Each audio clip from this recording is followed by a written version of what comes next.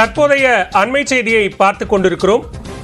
கோவை துடியலூர் அருகே பன்னிமடை கணபதி கார்டன் பகுதியில் 2 காட்டு யானைகள் உலாவிய சிசிடிவி காட்சி வெளியாக இருக்கிறது.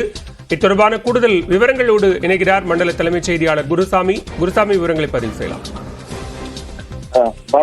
கோவை மாவட்டம் துடியலூர் அருகே பன்னிமடை கணபதி கார்டன் என்ற பகுதி இருக்கிறது. இந்த பகுதிக்குள் நேற்று இரவு புகுந்த 2 காட்டு யானைகள் சமகாசமாக அங்கு இருக்கக்கூடிய தெருக்களில் உலா வந்தது. அப்போது அந்த வீதியில் இருந்த ஒரு வீட்டின் முன்பு இருந்த வாழை மரத்தை அந்த காட்டு யானைகள் பிடுங்கி சாப்பிட்டனர். பின்னர் அந்த வாழை மரத்தை தெருக்களில் இழுத்துக் கொண்டே சாப்பிட்டபடி சென்றிருந்தது. இந்த சிசிடிவி காட்சிகள் தற்போது வெளியாகி இருக்கிறது. கடந்த சில மாதங்களாகவே வன எல்லையை ஒட்டி இருக்கக்கூடிய பகுதிகளில் இரவு நேரங்களில் காட்டு யானைகளது நடமாட்டம் அதிகரித்துள்ளது.